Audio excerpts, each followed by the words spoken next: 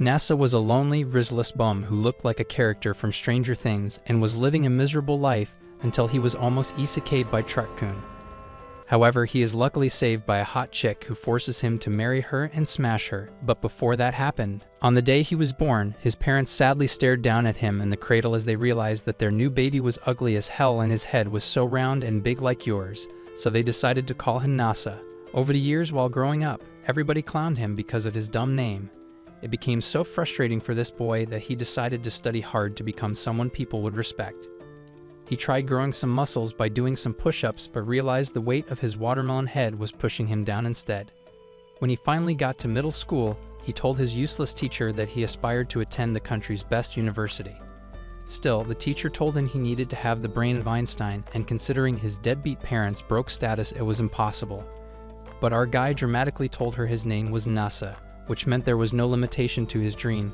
The teacher told him to reconsider his dream and choose a backup university. But Nasa walked out, saying nothing would stop him. Later that evening, while walking home, he stared at his exam sheet and realized he had scored A's again. He muttered to himself happily that even life was aligned with his dream.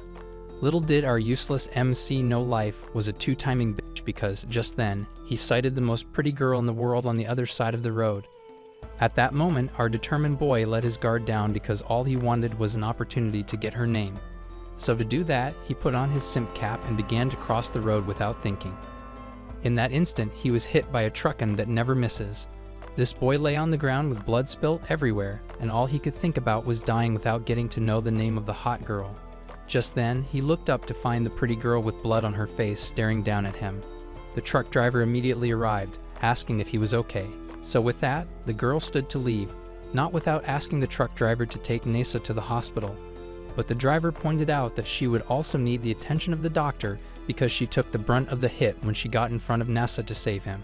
However, the girl began to leave, and seeing her leave under the glowing moon, Nasa slowly began to pass out. Shortly afterwards, the truck driver started to call an ambulance, but suddenly Nasa stood up like a horror movie villain, scaring the shit out of the truck driver. He told the driver he was determined to find the girl because she was too pretty to just let go. With that, our boy ran off into the night with sonic speed to catch up with the girl. After running for a while, he finally caught up with her while she was sitting at a bus stop. Seeing him, the girl was surprised that the guy had chased after her despite his life hanging by a thread. That instant, the simp lord desperately dropped a cringy pickup line, asking if she was a star because he was Nasa and would love to study her gravitational pull. Hearing this, the girl was impressed, so she asked him to sit.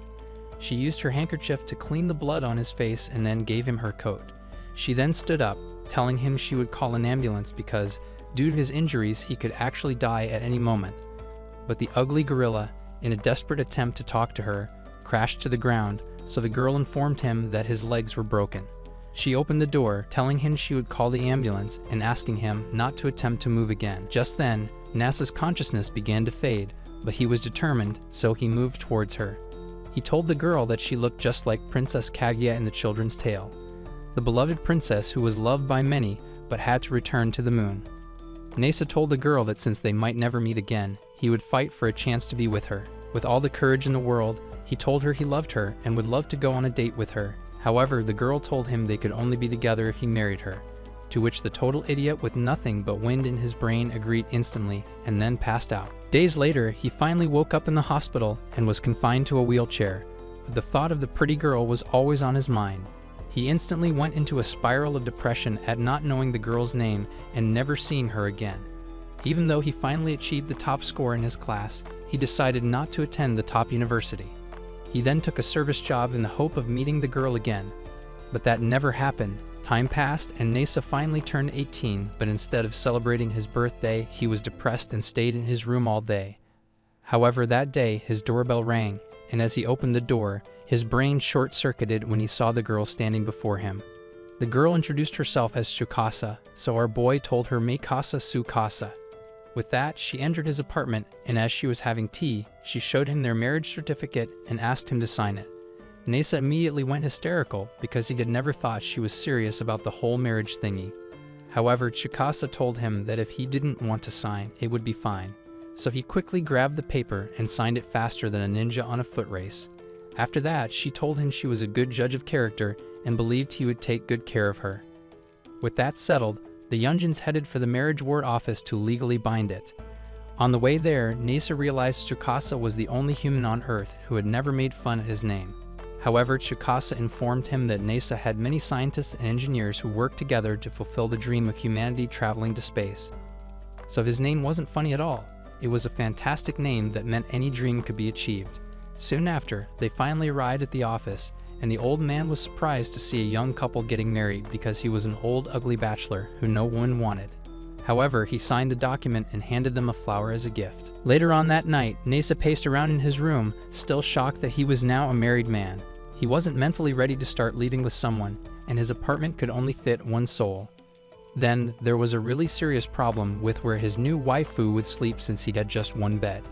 With that in mind, he thought about purchasing a new bed, but it was pretty late, and the delivery wouldn't arrive until the next day, and then began to analyze the different positions that could fit both of them on the bed. Just then, Tsukasa popped out of nowhere, asking why he was talking to himself like a madman, which gave Nasa a total shock.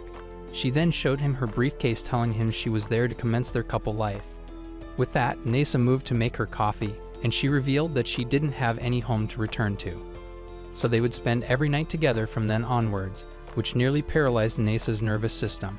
However, she suddenly realized that his bed was too small to fit even a rat, so she suggested she spend the night at a hotel instead. Hearing this, Nasa became depressed, but Tsukasa assured him that even though his living condition was worse than that of a homeless beggar, she was his wife and would never leave him. Hearing this, Nasa stared at her and pondered why on earth a pretty chick would want to spend the rest of her life with a horrendous loser like him since he hadn't even done anything for her. So he asked Tsukasa why she had decided to marry him since they hardly knew each other. Tsukasa replied that the question was pretty silly and then asked why he had agreed to marry her without knowing her. Nasa responded that it was because he loved her, so Tsukasa answered that she also wouldn't marry someone she didn't love. After that, she stood up to leave for the hotel. But before she got too far, Nasa chased after her and begged her to stay, promising he would do anything in his power to buy a foot-in even though he had to walk to the end of the earth. However, deep down, our boy had a feeling that if the chick left, she might never return to his crappy apartment. Tsukasa agreed, and they headed for the nearest convenience store to get a mattress and a foot-in. Inside the store, Tsukasa was surprised that her boy husband was pretty knowledgeable about the different types of futons, even more than the manufacturers. Following that, Tsukasa grabbed his hands, and the miserable simp jizzed from all things, and they spent hours shopping together. Hours later, they returned to the apartment, and Tsukasa found the mattress was pretty comfy. Nasa, on the other hand, still couldn't believe that a hot baddie was sleeping in his room.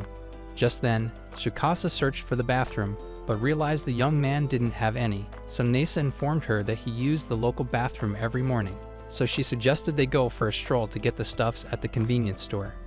Later on, Nasa arrived with a bag of female supplies, so Tsukasa changed into the pajamas. Seeing her, Nasa had a spit take when he realized this girl was pretty even with pajamas on. So later on that night, Nasa turned off the light, and they both went to bed. However, Nasa found it difficult to get any sleep knowing a girl was sleeping just close to him for the first time in his pathetic life, making his heart pound faster than a hyena on steroids. Suddenly, he realized that his wife was a restless sleeper, so he tucked her back into bed and thought of giving her a goodnight kiss, but he felt the kiss wouldn't be perfect since she was not conscious. Just then, Tsukasa stood up and sleepwalked into the kitchen to drink water, and when she returned, she took his blanket, leaving him cold till the next morning. The next morning, Nasa woke up thinking all that had happened the previous day was all a dream. But when he saw Tsukasa behaving like she had no memory of what happened last night, he realized he was really married for real. Just then, Tsukasa began to take off her pajamas, so he quickly screamed for her to remember she wasn't alone. Then, he retreated to the other room to give her some privacy. When he returned, he found Tsukasa adorned in an apron, asking why Nasa had been referring to her in a formal way since they were married. So they both decided to give each other pet names, which made Tsukasa blush, causing her face to turn red. Later, Tsukasa found Nasa's refrigerator organized and full of food. She was surprised the guy could actually cook, unlike most Gen Z dudes that live on takeout.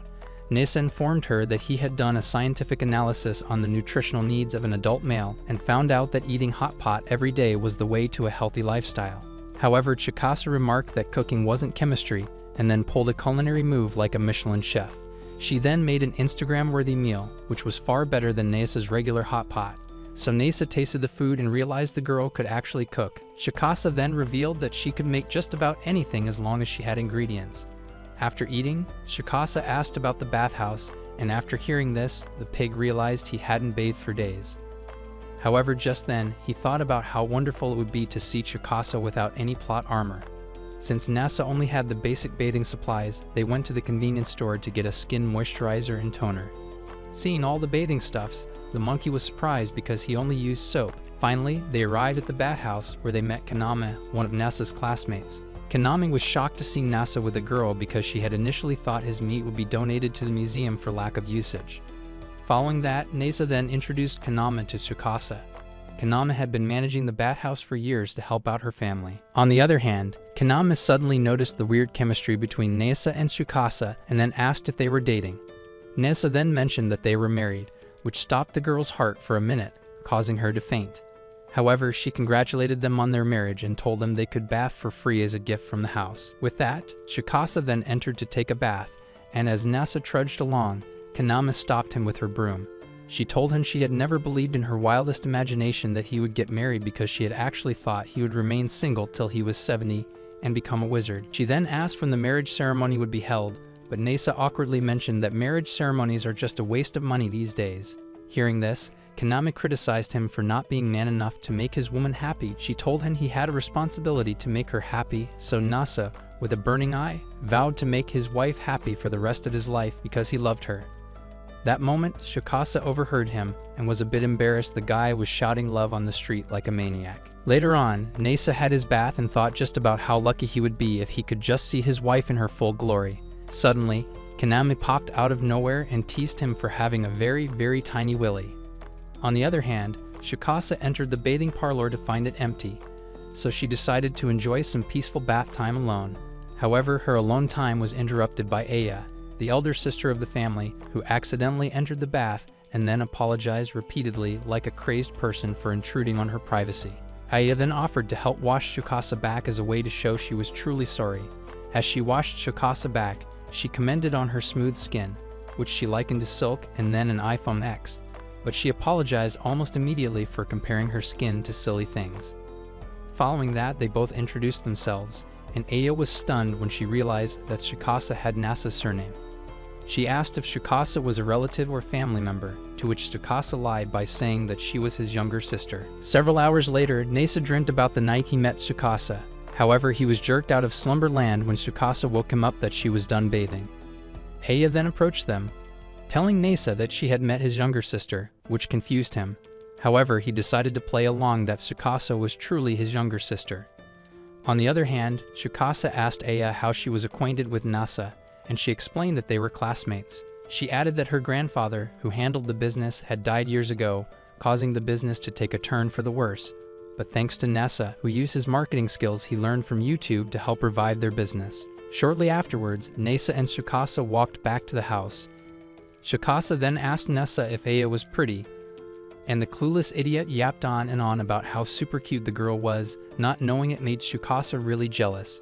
Just then, they passed through a marriage ceremony going on while walking, and then Nasa noticed Tsukasa having a terrible mood swing, so he remembered Kaname's words about how a marriage without ceremony sucked. With that, he assumed Tsukasa was sad because they hadn't done their marriage ceremony when all the girl wanted was for him to just compliment her as he did Aya. She informed him that she just wanted to be pretty, so then the foolish donkey handed her a key to the apartment and bolted, telling her he would make the impossible possible. Seeing him run, Tsukasa was confused, wondering how hard it was for him to just tell her she was pretty. Few minutes later, Tsukasa was back in the apartment and was lonely. She wondered when Nasa would be back, so in the meantime, she decided to flex her domestic muscle by cleaning the house, but she realized that the house was already spotless, so she thought of cleaning the closet and under the bed because people hardly clean those places. However, she restrained herself because she assumed the disgusting pair of a husband might have some thirsty, steamy magazines hidden inside. Just then, she heard the doorbell ring, and when she opened the door, she was surprised to see the yellow-haired girl named Chitose. Chitose immediately made fun of the crappy apartment she was staying, saying that Kennel was far better, so Tsukasa shut the door on her ugly face. With that, the yellow-haired dwarf began to bang on the door, saying she had come to pick her up since her sudden disappearance had made the grandmother so worried. Shikasa then informed her she was married now and wouldn't be going back ever, and then shut the door of the apartment again. With that, Chidose left the apartment very sad and sobbed on the staircase. Just then, Nasa found her crying on the staircase and started to comfort her. Chidose explained her problem to him of a family member who escaped. She described Shikasa as a free-flying glass butterfly who easily got hurt and would disappear the second you let her out of sight. Just then, Shikasa interrupted their conversation when she heard Nasa's voice. That moment, Chidose immediately put two and two together and became furious as hell when she realized that the dude she had been talking to all this while was the idiot who married Shikasa. Nasa then tried to be the cool dude to actually convince her he was the right man for Shikasa, but she kidnapped him without a second thought and drove him all the way to a mansion. Inside the mansion, she told Nasa that she would frame him up using implicating pictures of him. She then called on two hot maids, Charlotte and Aurora, and asked them to get freaky photos of Nasa. Hearing this, Charlotte didn't waste any time stripping, but Chidose covered her up instantly, telling her to chill. However, while they were talking, Nasa used the opportunity to run off and then began to examine his surroundings. He suddenly found himself inside a room, and as he sniffed the atmosphere like a police dog, he realized the room should be Shikasa's. Just then, he sighted a rock on display, recognized its shape and composition, and then realized it was a moon rock. He wondered how Shikasa had managed to get a hold of a moon rock since they were artifacts that should be in a museum. Just then, Charlotte stormed into the room wielding a giant sword that could cut even the firmament of heaven and swore to annihilate him for trespassing. However, in an attempt to separate Nasa's ugly head from his body, she accidentally hit the glass casing of the moon rock, almost breaking it and causing the nitrogen to leak. However, Nasa displayed his electrician skill and fixed it. A few minutes later, Chidose revealed that it was Shikasa's gift to the family and was shocked when she realized that the guy knew little about his wife. Just then, she remembered how Shikasa had actually saved her while mountain climbing when they were little and was pissed because she felt Shikasa shouldn't have married this dumb. Without wasting time, Charlotte commenced the infidelity plan, while Aurora took pictures and photoshopped it perfectly with the speed of lightning. Seeing the photoshopped pictures, Nasa was shocked that the girl had fabricated the pictures so fast. That moment, Shikasa somehow appeared inside the room and found the pictures. Chidose immediately told her to divorce the terrible cheating man, but Shikasa asked for a private conversation with her husband, and unknowingly, it was a ploy to escape. On getting outside the room, Nasa apologized for the picture and explained he was framed, but Shikasa told him she was not dumb because she could tell the picture was photoshopped. On the other hand, Chidose and her evil maids finally realized they had been scammed and tried stopping them. At the same time, Shikasa revealed a hidden passageway that led to an old church. With that, Nasa took advantage of the opportunity to be in a church to propose to her. He professes his undying love to her and then lip-clapped her for the first time. The following day at home, Shikasa was in the mood to watch a show on TV, but that was when she realized that her broke husband didn't have any TV. Even worse, the guy knew nothing about movies and TV, making her wonder what he had been doing all his life. So she took it upon herself to give him a passionate TED talk about the importance of TV to the life of an average otaku. Hearing this, Nasa was surprised that his usual laid-back wife was a fiery vixen when it came to movies. So with that, they went TV shopping. Shikasa suggested they get a cheap one as she would be happy regardless. Later that day, at the bathhouse, Nasa dramatically informed Kaname that he had proposed to Shikasa. Kaname then asked if he bought a ring for the proposal, to which the ugly moron told her he had never thought getting a ring was important. Hearing this, Kaname boiled in anger, telling him that a ring was one of the top 3 things any husband would get for his wife. So while waiting for Shikasa to be done with bathing, Nasa watched on TV a couple celebrating their engagement with a diamond ring, so he wondered how much a diamond ring would cost. Later, on their way home, he informed Shikasa that he would be going to work that afternoon. They then stopped by a park before heading home and watched the scene silently.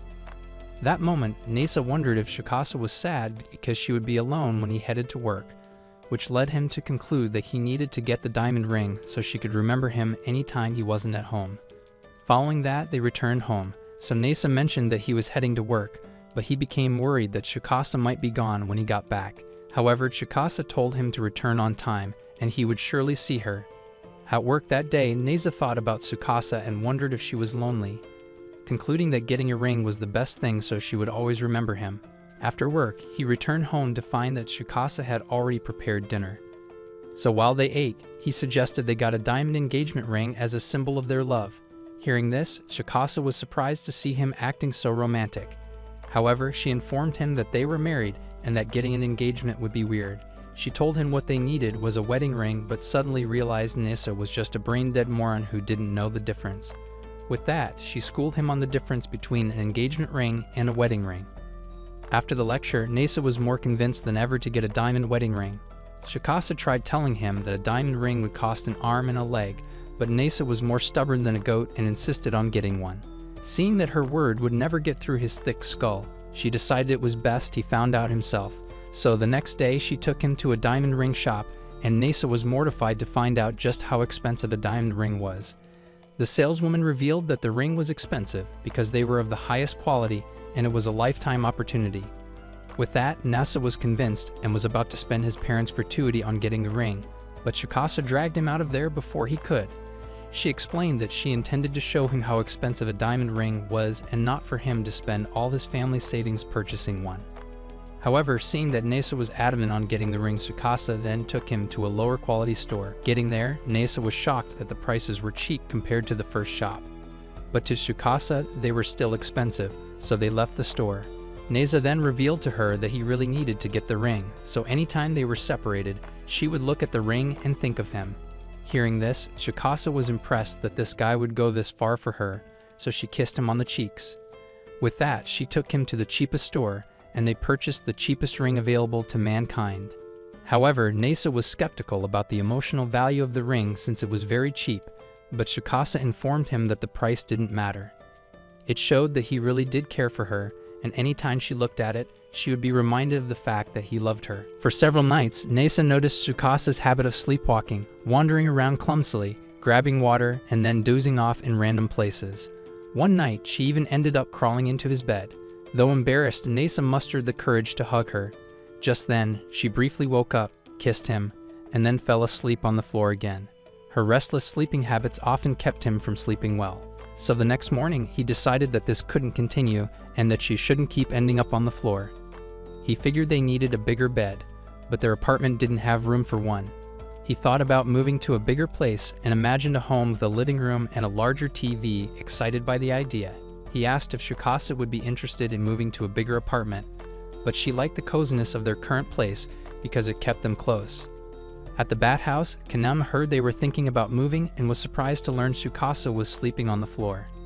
When Nessa explained that Tsukasa was happy with their setup, Kanam remarked that she'd be mad if her future husband kept her in a small apartment with no bath. That evening, Nessa accidentally walked in on Tsukasa while she was changing, catching a view of her peaches in 4K flustered. He suggested they move to a bigger place to avoid future awkward moments like this. However, Tsukasa was concerned about the expense, but Nessa reassured her that a bigger place could also mean a projector for movies and a bookshelf for her film collection. Hearing this idea got her excited since she was a huge movie lover. With that, they decided to start apartment hunting but realized they'd need a guarantor. At that point, Nessa remembered he hadn't yet told his parents about his marriage. So he called his mom, briefly mentioned he was married, and quickly hung up. He explained to Tsukasa that he'd also told his parents about his accident and how she'd saved him. Since they needed his parents' help with the apartment, they thought it would be a good time for Tsukasa to meet them. Although nervous about meeting his parents, Nessa soon received texts from his mother, who guessed that he was asking for help with the new apartment, and that was the reason he called. In return, his parents requested a visit from the couple.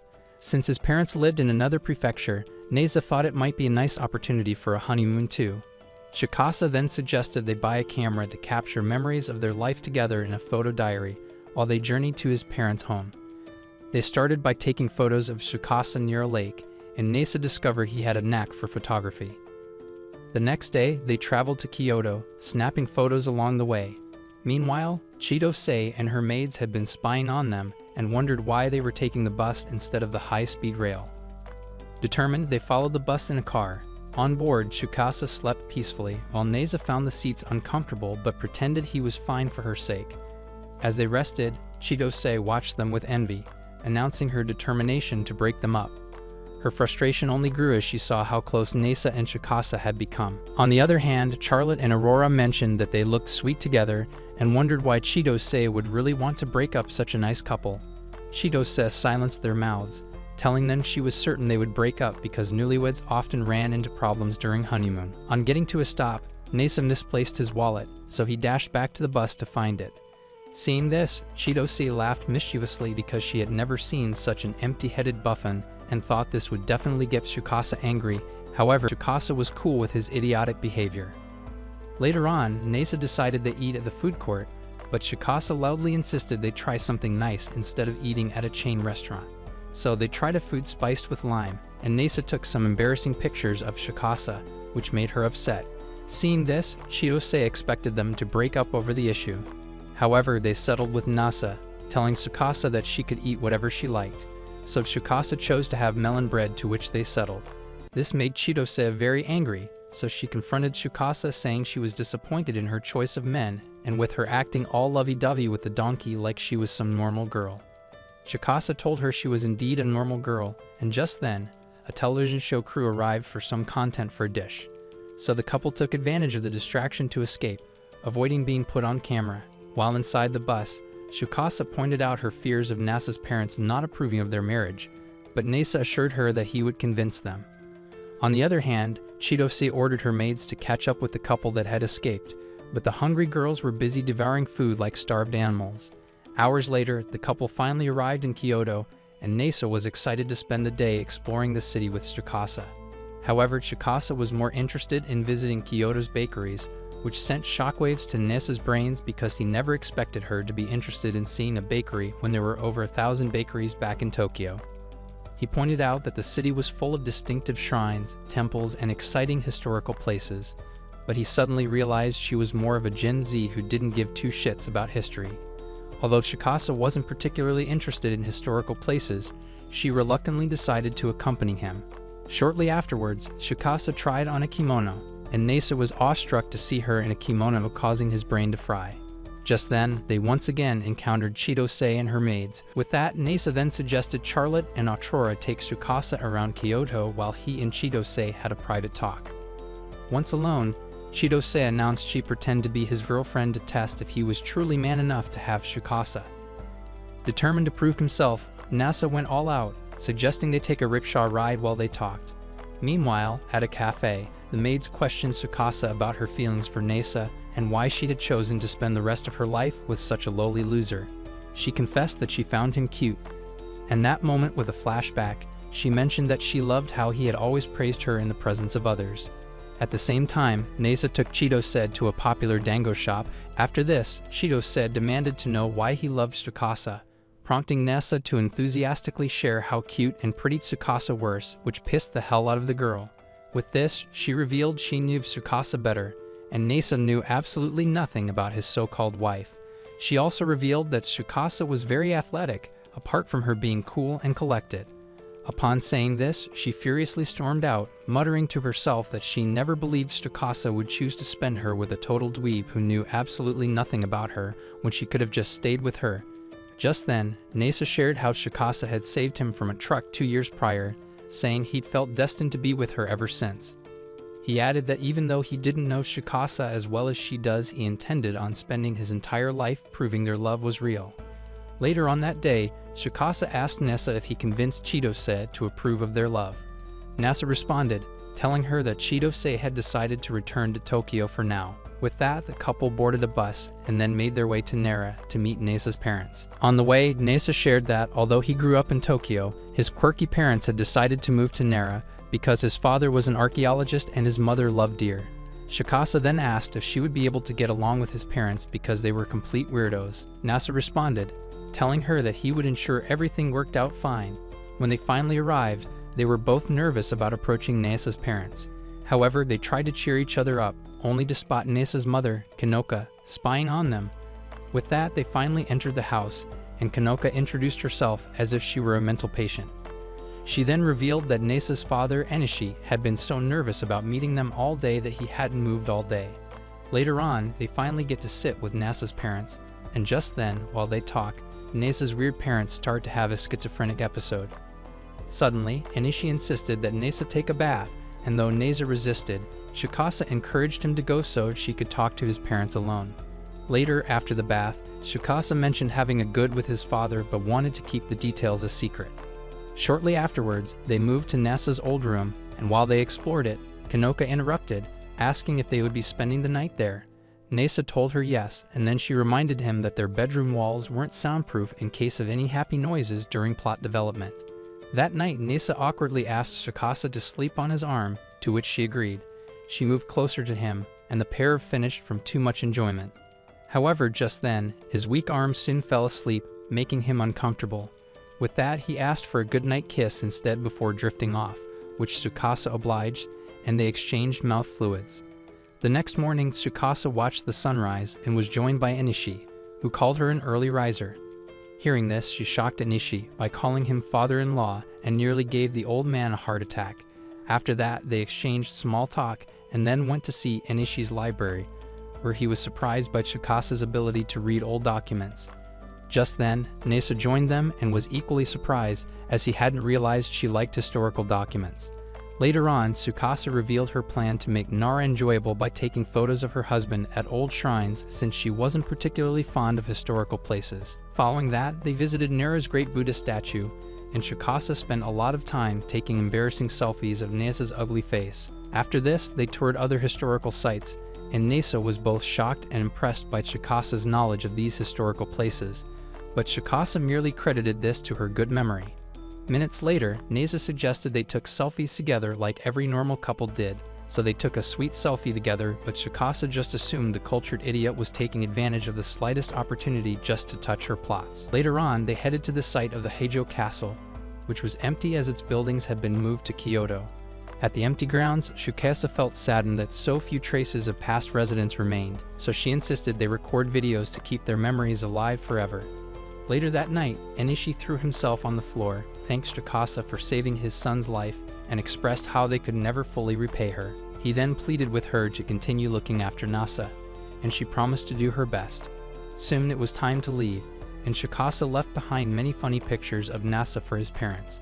Although their trip was short, Tsukasa enjoyed every moment and revealed that she was always at ease when they were together. Several hours later, they returned to Tokyo to discover that their apartment had burnt down. Fortunately, Tsukasa packed most of her belongings in her suitcase. Nasa was delighted that the tree, which was a symbol of their love, had survived, which surprised Tsukasa, who cherished even the smallest details about their relationship. However, Nasa informed Tsukasa not to worry because he was well prepared for emergencies, having set up insurance, stored valuables in a safety deposit box. After this, he suggested that they headed to the bathhouse to cool off steam and plan their next move. As they walked, Tsukasa, impressed with the way Nasa had handled the bad situation. Shortly afterwards, while relaxing at the bathhouse, Nasa thought about moving to a hotel with his wife, but his disgusting cultured mind started having some nasty thoughts.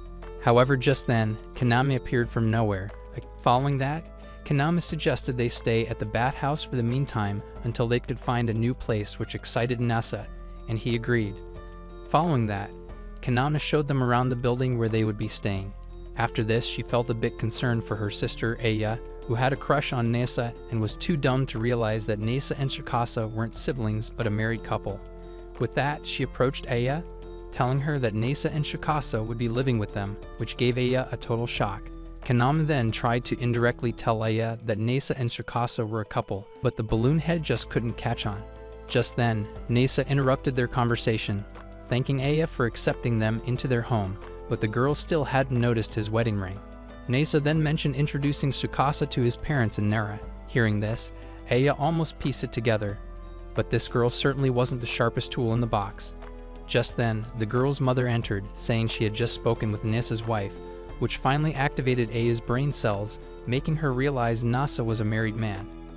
With this realization, she was both furious and sad, so her mom consoled her by comparing her sad situation to her own, whose husband had left. On the other hand, Nasa felt bad, but Kaname reassured him, suggesting Aya would be okay and that her own hesitation had prevented her from pursuing him a long time ago.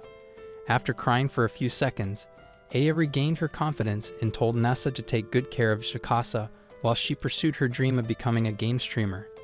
A few days later, Tsukasa mentioned that they were low on clean clothes, and when Nasa offered to do the laundry, she shyly declined, embarrassed at the thought of him handling her underwear. While sorting through their dirty clothes, Nasa took a sniff of Tsukasa cloth, only to be caught by Kaname, who called him a filthy, ugly perv. Later, Nasa and Tsukasa went to the laundromat, where she taught him the proper way to wash clothes since he hadn't been too thorough before. She then confessed to Nasa that she was currently only wearing her tracksuit with no melon cover or peach armor, which nearly choked the life out of the boy. Seizing the rare moment, Nasa snapped a photo of her, feeling it was too good an opportunity to miss. Later that day, Kaname encouraged Nasa to take Tsukasa shopping to replace the clothes they lost in the fire, hinting that she would lose her baddie appearance if she continued dressing like a homeless person. With that, Nasa thought her words made sense, so he took Tsukasa to the shopping mall where she tried on various clothes, and eventually, they moved on to buying underwear. Being in the underwear section made him very embarrassed, so Tsukasa held his hand to help him stay calm, but ultimately, they decided it was better for her to shop alone there. Finally, as they headed home, Nasa asked if he might someday see her in cute underwear, though they quickly dropped the topic because it was too embarrassing to talk about. After enjoying their stay at the bathhouse, Nasa found the room a bit old-fashioned and looked forward to eventually moving out. On the other hand, Tsukasa prepared dinner for them, which Nasa loved since his family were big fans of fried foods. He found the pork with sauce delicious and expressed his hope to enjoy her cooking for the rest of his life. Just then, Kaname arrived with a muskmelon as a gift, and the couple was impressed by its sweet, heavenly taste, deciding they should find a way to repay Kaname for her kindness. With that, Nasa tried to be romantic by feeding Tsukasa a piece, and although she was a bit embarrassed, he insisted, hinting that she had also fed him earlier while they traveled, so she agreed and he mouth-fed her. The next day, Nasa's former landlord called and invited him to look at a newly constructed apartment. Kaname, on the other hand, was disappointed by the news, as she found their awkward love story amusing and enjoyed every bit of their stay. However, since the landlord had a good relationship with them, he offered the couple the same rent as before. So later that day, they toured the model home and were amazed by the elegant design, detailed hallways, and views from the high-rise. They were especially impressed with the bath that had a view.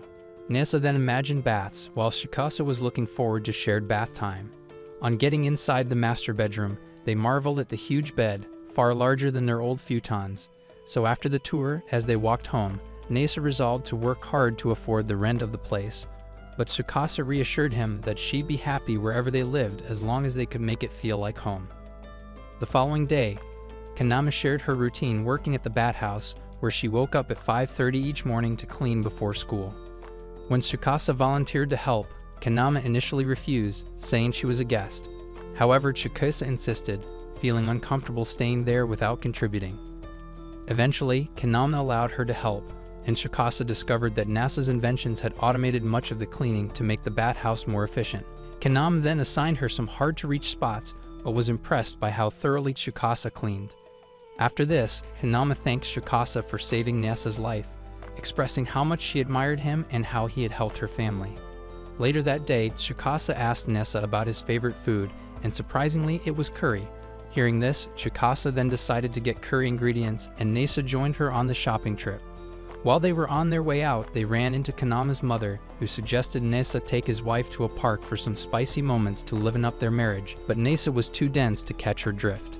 After that, they continued to the supermarket, and on their walk home, Nasa joked that he felt lucky they weren't a high school couple, or there'd be parents waiting to scold them. Just then, Tsukasa teased him about accidentally leading them to an abandoned park and playfully asked if he had any cultured thoughts in mind. Upon hearing this, Nasa admitted he only planned to kiss her, but Tsukasa felt too self-conscious after eating a garlic bun, much to Nasa's disappointment. After that, she admitted she found the park peaceful as if they were the only ones in the world. Suddenly, Nasa hugged Tsukasa from behind tightly, grabbing her soft melons. Surprised, Tsukasa admitted that although the hug was a scary one, it still felt nice. Nasa then asked if she was happy to be married to him. She wondered why he was asking such a weird question. However, she responded that she was because being with him brought new experiences, and she learned a lot of new things every day. With that, the two lovebirds then embraced themselves passionately. Days later, Chidose and her maids discovered that Nasa and Tsukasa's apartment had burnt down. However, just then, Tsukasa coincidentally passed by the burnt building, so they questioned her about her current living situation. Chidose was horrified when Tsukasa jokingly mentioned that she was living in the local playground now, inside one of the play structures, but when Chidose entered to see how it was humanly possible to live there, Tsukasa managed to escape the horrible girl. Meanwhile, Nasa had been organizing and sorting through the old stuff in their room, when he found an old grilling machine, so he decided to throw a taco party. He then invited Aya and Kaname, but Kaname shared that Aya was still uncomfortable due to the whole marriage stuff. Just then, Chidose burst inside the bathhouse after tracking Tsukasa down. Seeing her, Tsukasa joked that she was living on the bathhouse floor, which the fish brain believed and was greatly concerned. However, Nasa spared the state of her dry brain any further humiliation by explaining they were simply staying in a borrowed room at the inn. With that, Chidose and her maids explored the bathhouse and ended up having a fantastic time. Although Chidose enjoyed the bathhouse's services, she asked why they hadn't stayed at her mansion instead. Tsukasa explained it was because Chidose didn't have a game console. Chidose exclaimed that she'd buy every gaming system just to lure Tsukasa to her mansion, but Aya, who also loved games, got caught in her enthusiasm instead. Later that day, with everyone together, Tsukasa decided to start the taco party. Just then, Aya challenged Tsukasa's cooking skills to see if she was worthy of being Nasa's wife. After that, Aya then challenged her to a Street Fighter match instead. As the game battle began, Nasa revealed he also enjoyed playing games like Minesweeper and Solitaire. At the start of the first round, Nasa quickly lost to Tsukasa, and though Kaname put up a fight, she was also defeated. Charlotte and Aurora then decided to crank the party up a notch and organized a gaming tournament, where Nasa owed the winner a favor provided it was something he could do. With that, Chidose, Aya, and Tsukasa entered the tournament, with Chidose having a devious plan of making Nasa do a handstand naked if she won just to humiliate him. But Aya defeated her flawlessly, and after Chidose demanded a rematch, Aya crushed her again and again in Street Fighter. Tsukasa then played her match, and Chidose revealed that she used to play video games all day. When Tsukasa lost, she joked that she was rusty and demanded a switch to the original version of Street Fighter. Since Aya didn't know how to play the retro version, she quickly lost. As the two continued to play, the rest of the party realized the girls had forgotten about the prize and were playing for their pride instead. On the other hand, Tsukasa and Aya then adjusted to the older controls and ended in a tie after a double knockout, after which they congratulated themselves in the spirit of good sportsmanship. The party then shifted back to making and enjoying tacos, and as Chidose watched Tsukasa cooking happily with Nasa, she started to accept their marriage. The maids began to tease her, asking if she was done plotting her evil against the happy couple, to which she responded that as long as Tsukasa was happy, she was good. After the party, while they washed the dishes, Nasa asked Tsukasa what she would have requested as her favor if she won the tournament, and she gave him a nice kiss. The following day, Nasa learned that the system at work was down, and it seemed to be a pretty serious issue.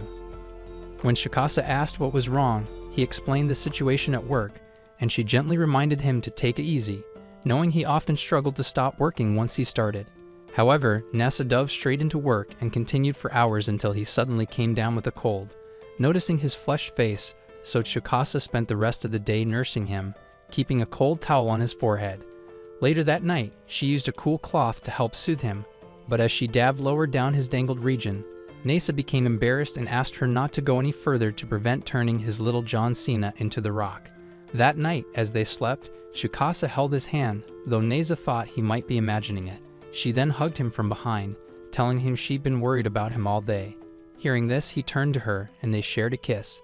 However, when he tried to smooch further, Tsukasa scolded him, reminding him to rest and regain his strength.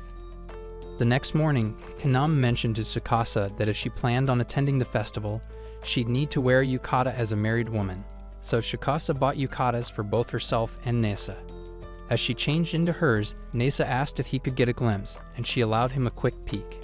However, he was completely captivated by how stunning she looked in the yukata, so he gave her a kiss, only for her to shove him aside, reminding him they'd be late if they got too distracted.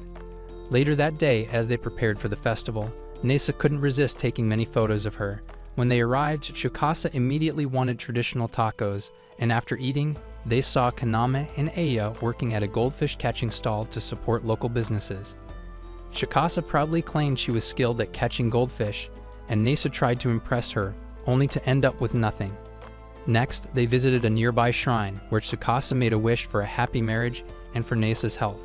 She confided in him that while others admired his dedication, she often worried about his well-being and would keep encouraging him to take better care of himself. In response, Nesa hugged her, grateful for her thoughtfulness, and Tsukasa said she wanted him to live a long and healthy life. Soon after, their friends joined them to watch the fireworks. Nesa then shared that he had taken many photos of Tsukasa, which he'd never delete, even if they were a bit embarrassing.